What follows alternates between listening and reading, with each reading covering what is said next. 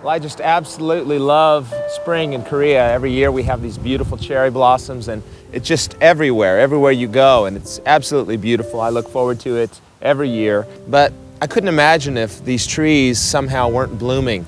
How disappointing that would be. I mean, imagine if these trees weren't doing what they were created to do, if they weren't blossoming like this. It would be such a disappointment.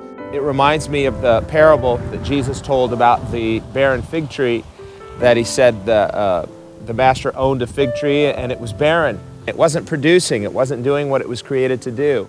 And the servant said to the master, "Look, this tree is just using up the ground. It's just taking up space. It's not doing what it was created to do. Let's chop it down."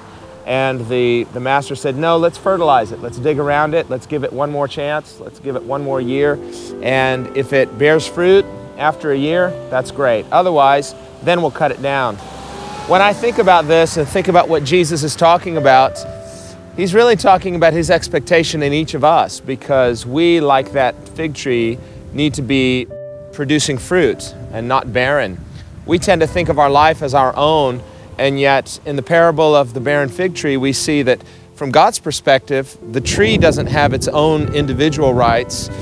From God's perspective, that tree was created for God's enjoyment.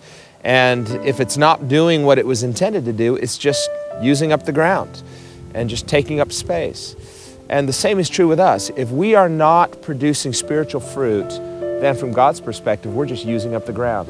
We're just taking up space, and we're just living for ourselves. We're not created to live independently from God. We are created to live as an integral part of His purpose and for His purpose, for His pleasure. That our life is not our own. We're not just created for our own selfish enjoyment, just to do what we want. We're created for God's purposes.